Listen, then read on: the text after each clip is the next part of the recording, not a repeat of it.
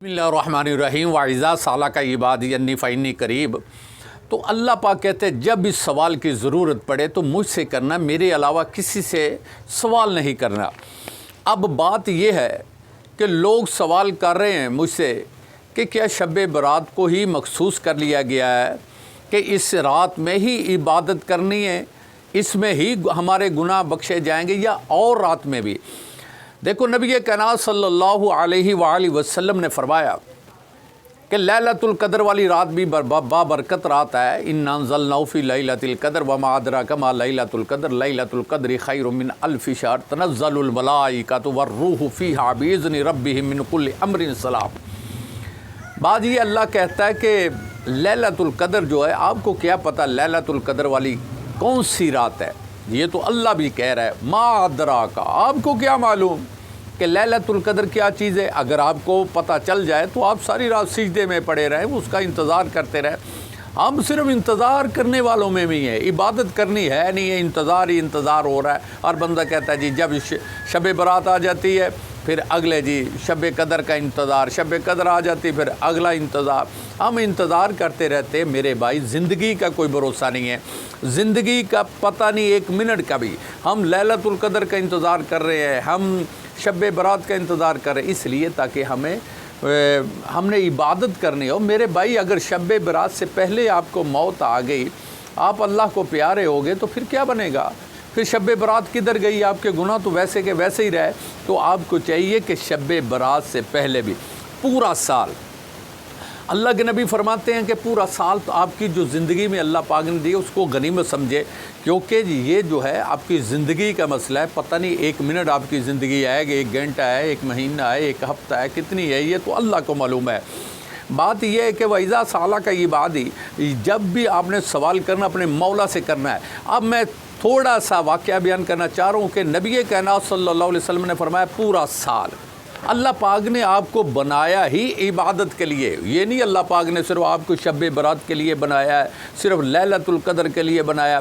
फरमाया कि मैंने अपने बंदे को मैं इबादत के लिए बनाया है, मेरा ज़िक्र व अज़कार करने के लिए बनाया।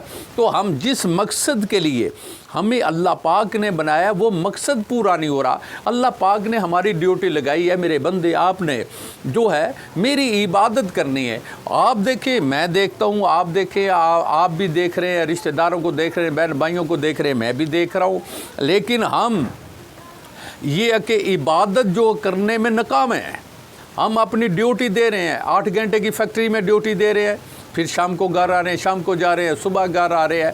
हर बंदा अपनी अपनी ड्यूटी पर लगा है। अगर कोई ड्यूटी से गैर हाजिर है तो सिर्फ अल्लाह की ड्यूटी से गैर हाजिर है। न मस्जिद में जा रहे हैं, घर से निकल कर मस्जिद तक हम आ नहीं सकते, जुमा पढ़ने के लिए हम आ नहीं सकते, जलसा कॉन्फ्रेंस अल्लाह का कुरान सुनने के लिए हम आ नहीं सकते, बस बातें करने के लिए हम सारे तैयार हैं। बस शब बरात का इंतज़ार कर लिया, मिराज शरीफ का इंतज़ार कर लिया, लैलतुल कदर का इंतज़ार कर लिया। अगर इन रातों से पहले मौत आ जाए फिर क्या बनेगा हमारा?